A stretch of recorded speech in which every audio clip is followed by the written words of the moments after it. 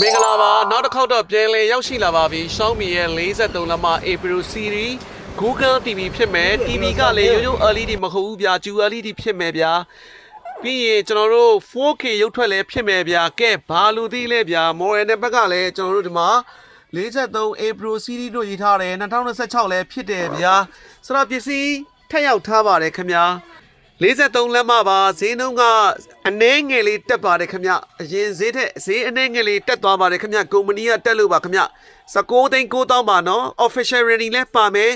global TV လည်းဖြစ်မယ် Google TV လည်းဖြစ်မယ်နောက်ဆုံးထွက်တဲ့ QLED လည်းဖြစ်မယ်ဗျာ2026 model လည်းဖြစ်မယ်ကျွန်တော်တို့ဘာလို့သိလဲဗျာရုပ်ထွက်ကလည်း 4K ဆိုတော့ inverter ကောင်းတဲ့ရုပ်ထွက်မျိုးပပလေးမှပပလေး okay အနောက်မှာပုံစံလေးစပြထပ်ပြီးထားပါတယ်TV ဆိုတော့ကျွန်တော်တို့ steady မှာဆိုရင်အခုလိုမျိုး Google logo လေးပေါ်ပါတယ် Xiaomi ရဲ့ Global TV Google TV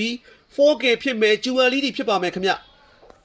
ပထမဦးဆုံးပစ္စည်းရလဲကုမ္ပဏီပစ္စည်းစစ်စစ်ဖြစ်မယ်ဗျာပစ္စည်းကို100ရာခိုင်နှုန်းတာဝန်ယူပေးမယ်ဈေးနှုန်းကိုလည်းတခါတည်းပြောပြီးရောင်းပေးထားပါတယ်19သိန်း9000ပါ